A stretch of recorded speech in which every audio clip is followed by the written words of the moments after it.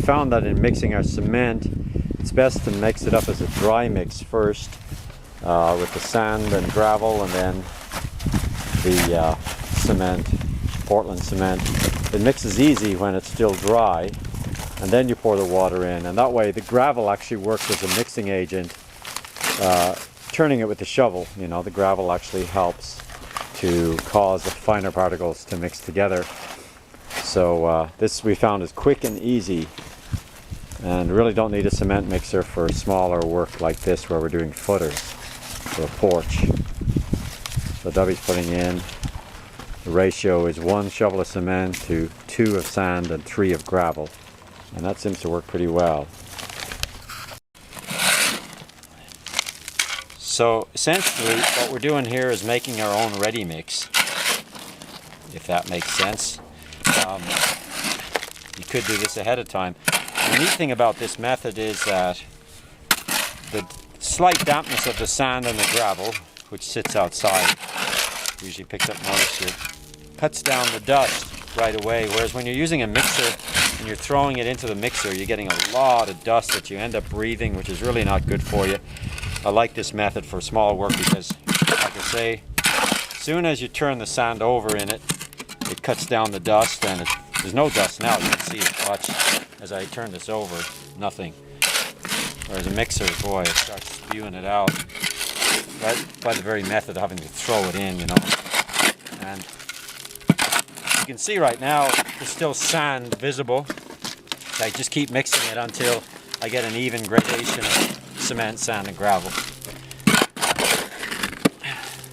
So you can just sort of drag your shovel through it, and remember that when you mix in the water, it's going to be mixed again, so it's not even essential to completely distribute it perfectly at this point, but you just want to get a generally good mix of this sort of a dirty color.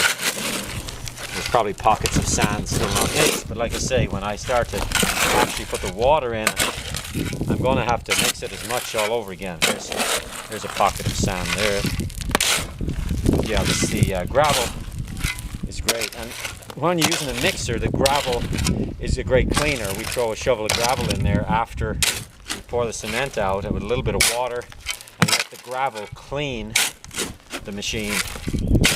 So you learn these simple little tricks as you go. Otherwise, it's hard to clean out the residue. So the gravel is a great help, and you can of course use creek gravel. We really don't have enough, so we're using purchased gravel. And the creek gravel makes a much nicer look, I think, more naturalistic look. You can also almost get an earthen look to your cement, like if you're doing the edge of a pond or something. You mix in creek gravel, the natural stone washed along the creek gravel bed of the creek, and it'll even dye your cement with sort of a dirt color if it's got that tint in it with the sand that's in it, the dirt, some of those dirt particles that inevitably end up in the stream. So that's reasonable, and now we just add water. And probably the trickiest part if you don't know cement is adding the water. The tendency is to add too much and then you can't go backwards. So you're better off adding little by little. I'm a bit more familiar with it, so I knew I could put that much in to start with. There probably is an exact ratio, but when you're doing stuff on the rough like this, it's better just to learn what it looks like and what consistency you want. You can vary it from soupy to really almost dry. You don't want it too dry, otherwise you won't get a good adhesion or blending. But sometimes you want it stiffer if you want to build upwards without a form. You can do that to a certain extent. You see how the gravel is really working as the mixing element here. Push the stuff around with my shovel.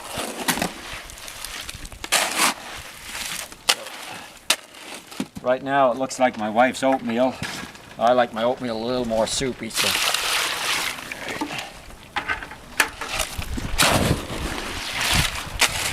I have to edit that out.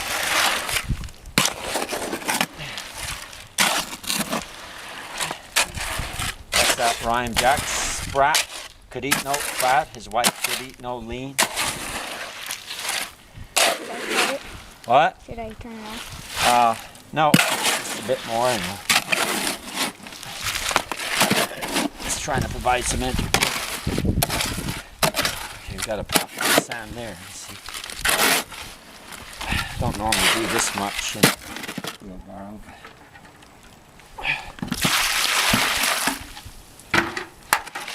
I might have added too much. I think I'll be alright. If I do, I can always add another shovel of sand and cement, and maybe a little bit of gravel if it's needing it.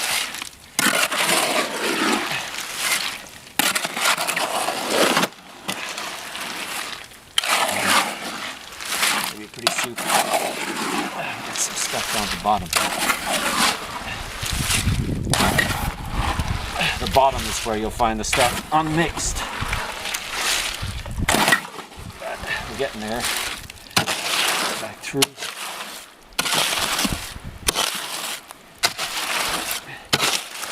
There's some rye down there. We'll be alright.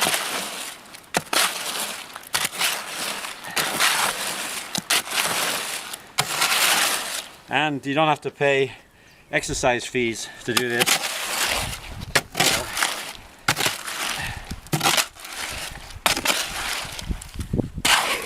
To look at somebody in spandex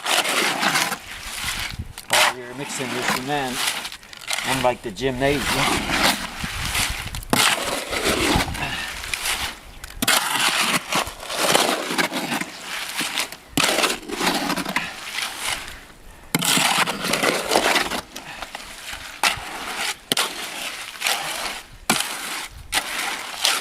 Okay, I think that's getting there. So you can turn it off. So as you can see, we got a pretty good consistency here. And by the way, when you tap cement, it turns to liquid before it starts firming up again. So if you want to get a nice level plane in your cement, water finds its own level. So if your cement isn't too stiff, you can tap it to level.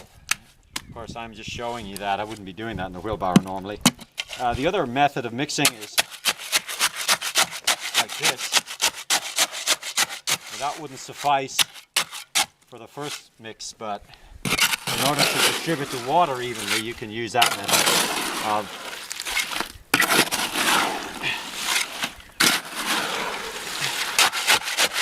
running your shovel through it like this. What that helps is a folding process, sort of like wedging clay, if you know clay.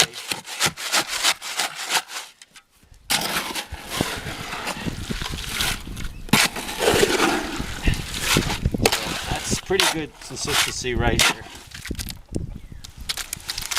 and a good mix of gravel and sand. Okay.